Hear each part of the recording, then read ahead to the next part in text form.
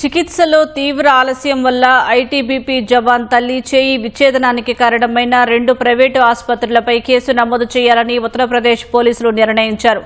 ఈ ఘటనపై chief medical officer నేతృత్వంలోని కమిటీ జరిపిన వైద్య విచారణలో కృష్ణా, పారస్ ఆసుపత్రుల తీవ్ర నిర్లక్ష్యం వల్లే ఈ ఘోరం జరిగిందని తేలింది. ఈ నివేదిక ఆధారంగా 2 ఆసుపత్రులపై భారతీయ న్యాయ సంహిత సెక్షన్ 125 కింద ఎఫ్ఐఆర్ నమోదు చేస్తున్నట్లు కాన్పూర్ పోలీస్ కమిషనర్ రఘుబీర్ లాల్ ప్రకటించారు. శ్వాసకోశ సమస్యలతో మే 13న నిర్మలాదేవి మొదట కాన్పూర్లోని కృష్ణా ఆసుపత్రిలో చేరారు. అక్కడ ఇచ్చిన ఒక ఇంజెక్షన్ వికటించి ఆమె కుడిచేయి తీవ్రంగా వాచిపోయి ఇన్ఫెక్షన్కు గురైంది. ఆ తర్వాత ఆమెను పారస్ ఆసుపత్రికి తరలించగా అప్పటికే ఇన్ఫెక్షన్ చేతి మొత్తం పాకిపోయిందని, ప్రాణాలు కాపాడాలంటే చేయి తీసేయక తప్పదని వైద్యులు చెప్పారు. దీంతో మే 17న ఆమె చేయి తొలగించారు.